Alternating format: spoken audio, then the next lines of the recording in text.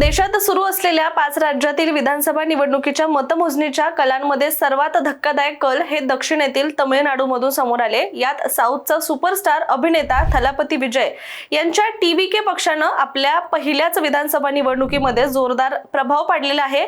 यात दमदार एंट्री करत 100हून अधिक जागांवर आघाडी घेतली।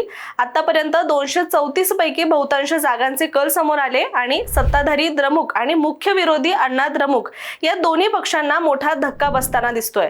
अण्णा द्रमुक सुमारे 60 ते 65 जागांवर तर द्रमुक सुमारे 50 ते 55 जागांवर आघाडीवर आहे। दरम्यान थलापती विजय यांच्या पक्षाने जाहीरनाम्यामध्ये महाराष्ट्रातील लाडकी बहीण योजनेला टक्कर देणारं आश्वासन दिलं होतं। यामुळे हा कल समोर आल्याचं सुद्धा बोललं जातंय। 234 सदस्यीय विधानसभेमध्ये बहुमतासाठी 118 जागांची गरज असते। मात्र सध्याचे कल पाहता कोणत्याही पक्षाला स्पष्ट बहुमत मिळण्याची शक्यता कमी दिसून येते। राज्यात तिरंगी लढतीमुळे त्रिशंकू विधानसभा निर्माण होण्याची सुद्धा शक्यता वर्तवली जाते। यामुळे आता नेमकं काय होतं याकडे सगळ्यांचं लक्ष लागून आहे।